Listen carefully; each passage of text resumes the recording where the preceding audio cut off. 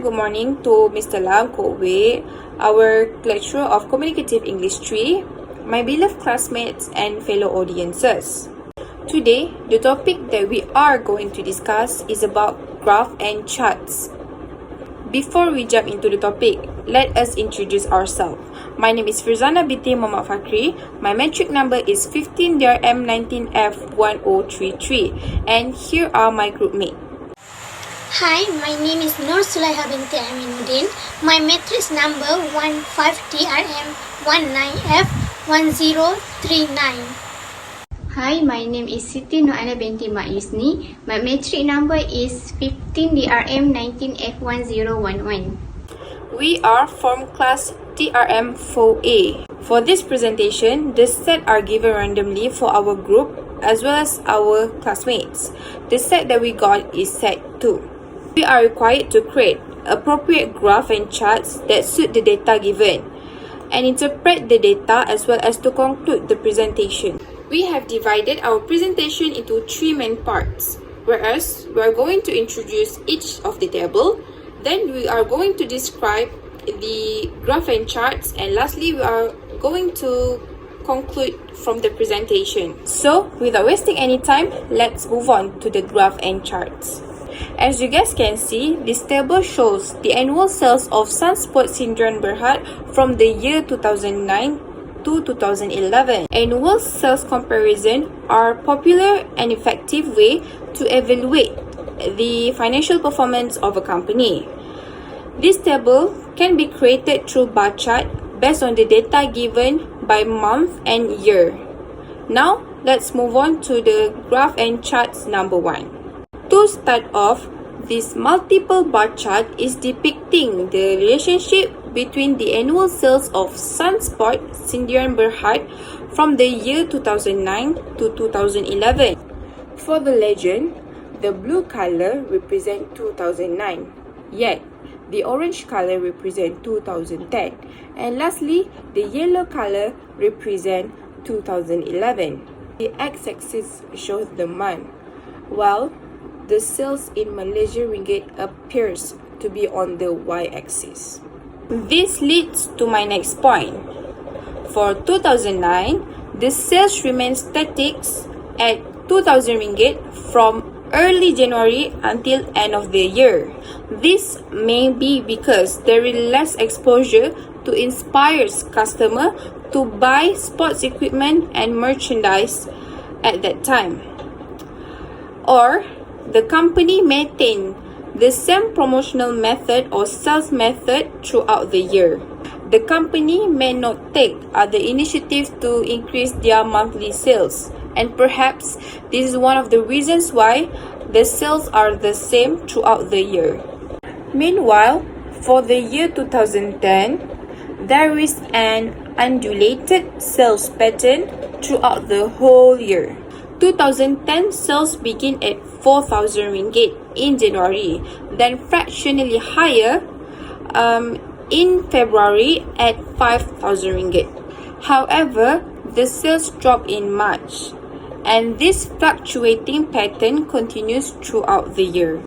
For January sales in 2010 shows the highest sales compared to the previous and subsequent years, which are 2009 and 2011. This pattern continues from February until May.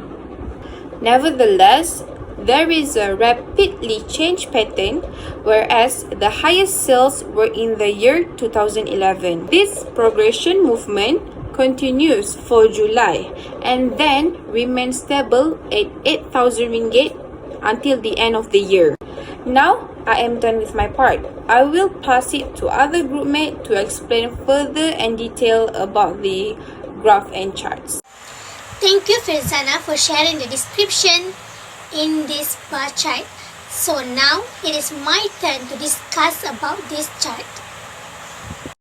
For the early 5 months of 2010, the sales are above than 2009 and 2011 because there is an upcoming event such as a FIFA World Cup that will be held in June and July of 2010. A collapsed sales for 2010 start in June because the fans already bought the merchandise and equipment early to prepare for the event. Next, the sales in 2011 are inconstant as in the year 2010 because the first term in 2011, the economy fluctuated due to inflation all over the world. Okay, that's all the explanations about the first graph. Now, let's move to the second question. This table shows the sales of sport item in 2011 by quarters. For this table, we can use line graph to describe about the trend. It is because line graph can show more than one line or data. Therefore, it is easy to compare the trend when representing them on the same graph. Now, let us look at the next slide. This line graph provides information about the sales of sport item in 2011. It presents 4 quarters throughout the year.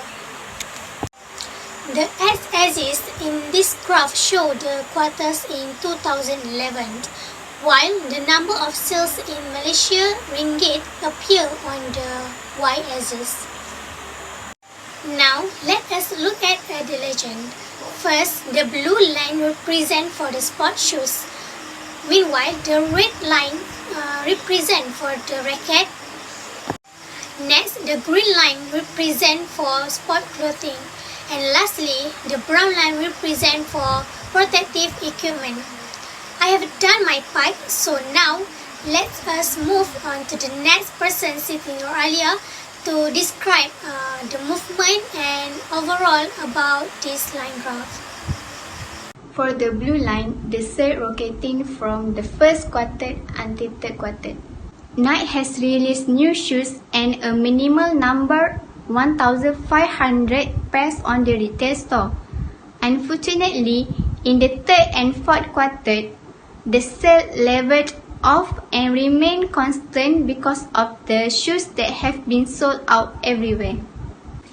Next, on the red line, the first and second quarter leveled off, which is RM3,000.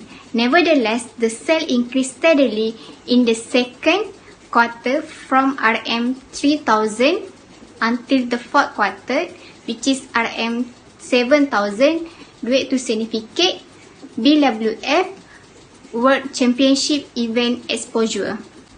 Meanwhile, for first quarter and second quarter of green light, sports clothing sales dropped off from RM2,000 to RM1,000. Because of that, the sports clothing brand commenced an advertising campaign.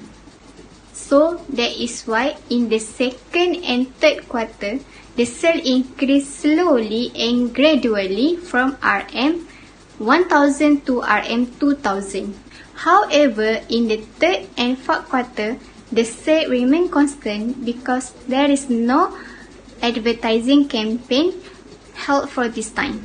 Then, for the last sports item, which are in the brown line, the sale for protective equipment are the lowest among all the sports items, due to lack of awareness about safety when playing sports.